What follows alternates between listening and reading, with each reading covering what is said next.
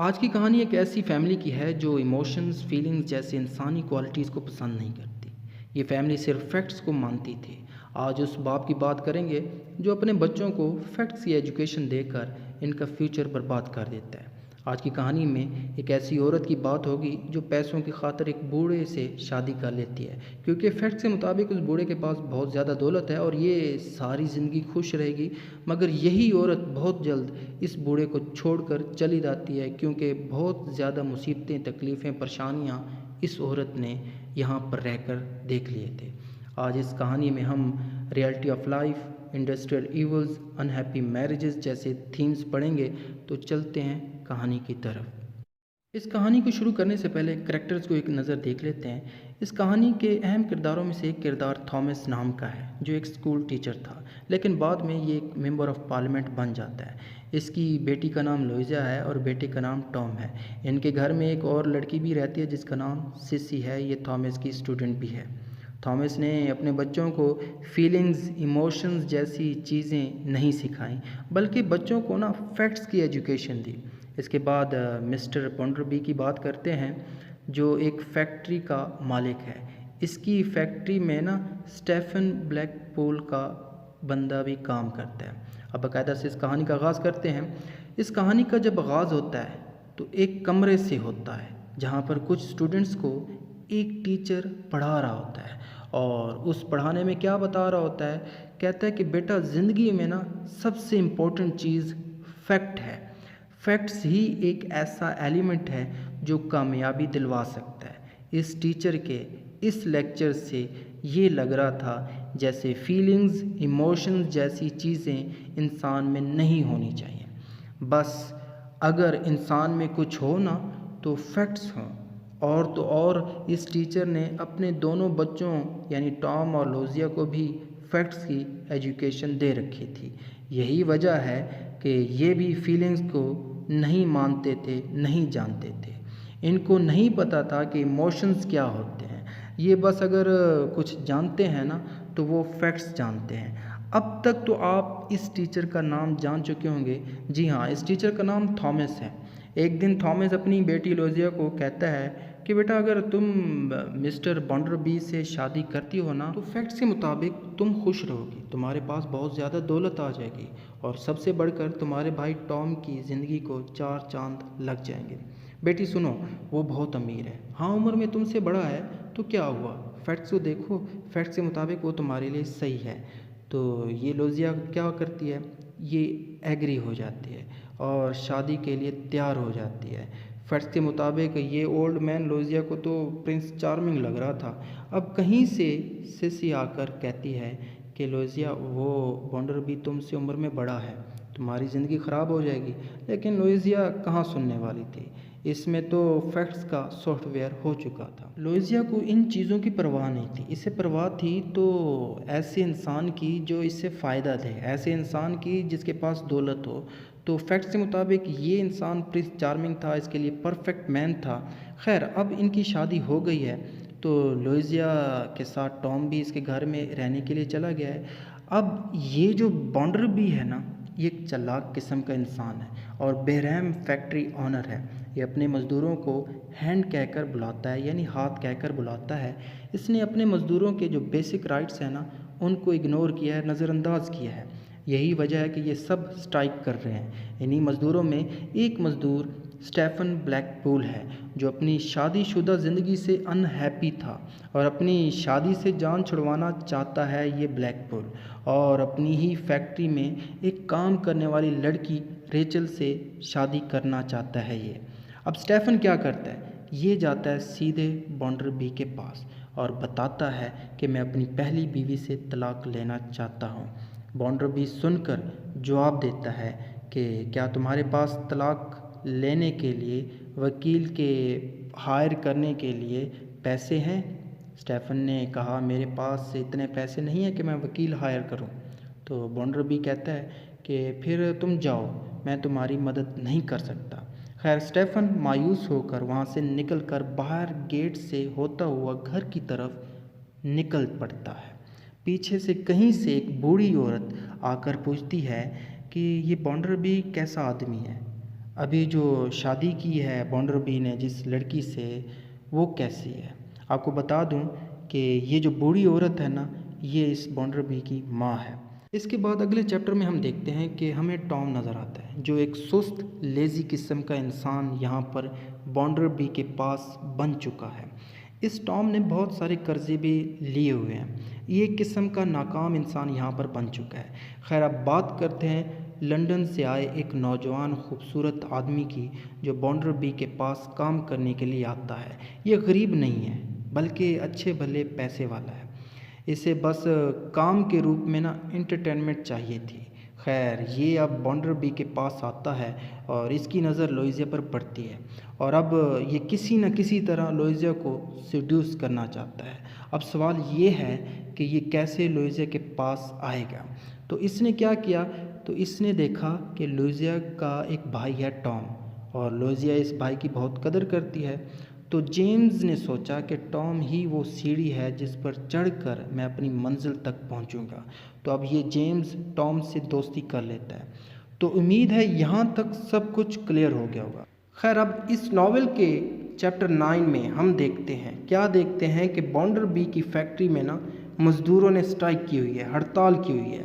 ایک قسم کی یونین بھی بن گئی ہے۔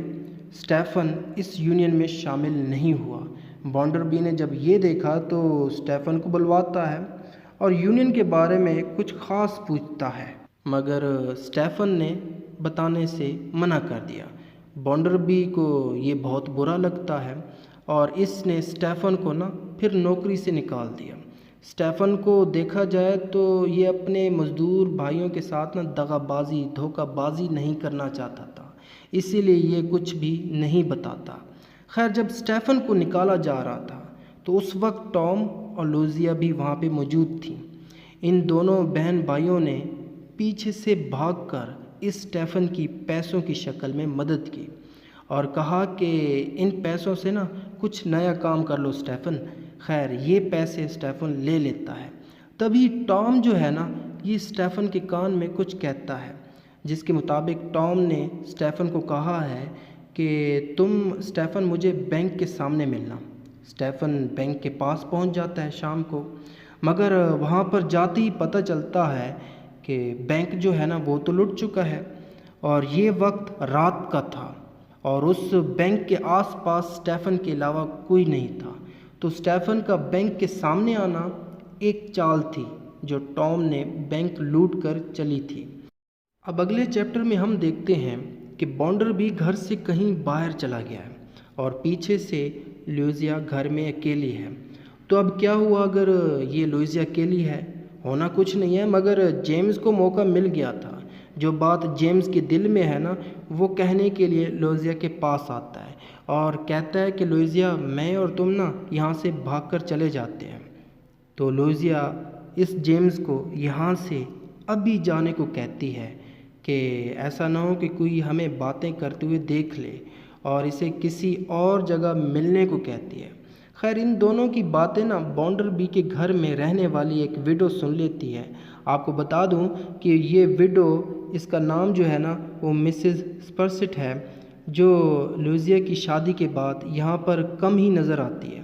خیر یہ مسز سپرسٹ ان دونوں کا نا جنگل میں پیچھا کرتی ہے، اور کچھ لمحوں بعد یہ دونوں اس مسز سپرسٹ کی نظر سے نا غائب ہو جاتے ہیں۔ جیسے ہی یہ دونوں مسز سپرسٹ کی نظر سے غائب ہو جاتے ہیں تو مسز سپرسٹ سمجھتی ہے کہ لوئزیا جیمز کے ساتھ بھاگ گئی ہے۔ اب وقت آ گیا ہے کہ یہ سب نا مجھے بانڈر بی کو بتانا چاہیے کہ لوئزیا بھاگ چکی ہے جیمز کے ساتھ، اور تاکہ بانڈر بی لوئزیا کو گھر سے نکال دے۔ مگر ایکچولی میں لوئزیا بھاگی نہیں تھی، بلکہ لوئزیا جنگل سے سیدھے اپنے فادر تھامس کے گھر چلی گئی تھی، جو جیسے ہی گھر میں آتی ہے نا تو تھامس کو کہتی کہ پاپا آپ کے فیکٹس کی ایجوکیشن کی وجہ سے میری زندگی برباد ہو گئی ہے۔ جب سے اس منحوس کے ساتھ میری شادی ہوئی ہے نا میری زندگی کا مذاق بن کے رہ گیا ہے۔ خیر جب تھامس اپنی بیٹی کا دکھ سنتا ہے تو یہ بھی دکھی ہو جاتا ہے اور اپنی غلطی کا نا اسے پچھتاوا رہتا ہے۔ یہ محسوس کرتا ہے کہ مجھ سے غلطی ہو گئی ہے، میں نے بچوں کو نا فیکٹس کی ایجوکیشن نہیں دینی چاہیے تھی، مجھے ان میں ایموشنز فیلنگز کی جو ایجوکیشن ہے نا وہ ڈالنی چاہیے تھی۔ دوسری طرف ہم یہ بھی دیکھتے ہیں کہ مسز پارسٹ سیدھے بونڈربی کے پاس جا کر کہتی ہے کہ تمہاری بیوی نا بھاگ چکی ہے جیمز کے ساتھ۔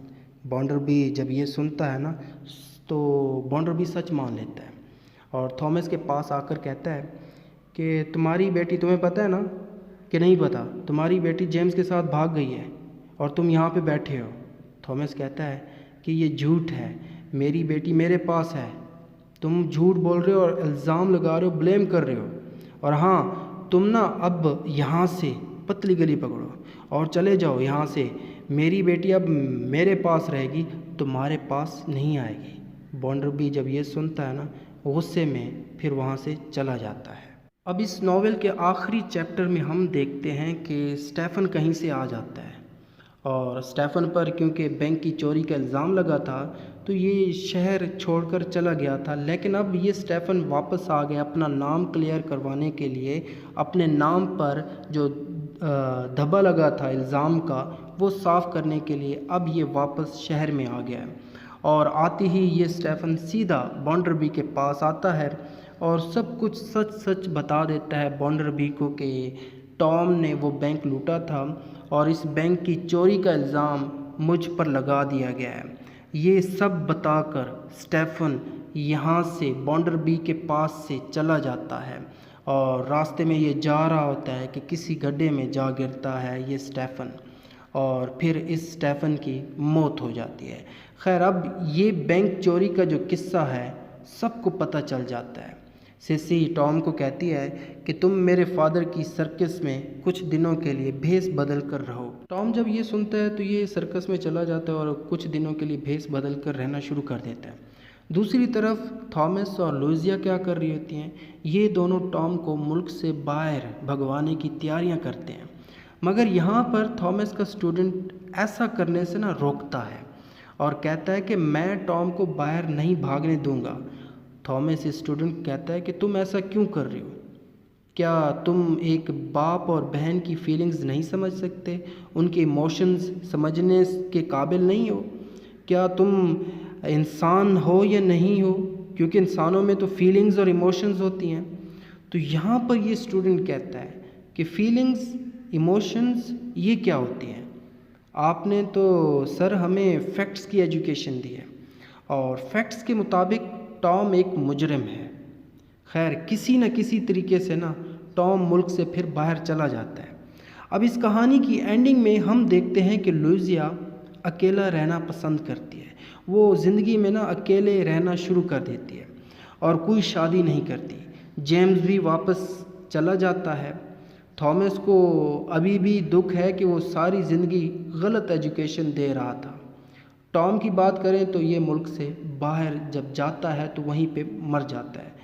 یہیں پر یہ سٹوری بھی ختم ہو جاتی ہے۔ امید کرتا ہوں یہ ساری کہانی آپ کو سمجھ آ گئی ہے۔ اگر سمجھ آئے تو لائک کیجیے گا، سبسکرائب کیجیے گا، دوستوں کے ساتھ لازمی شیئر کیجیے گا اور اپنا فیڈ بیک جو ہے وہ لازمی کمنٹ میں دیجیے گا۔ Thank for watching this.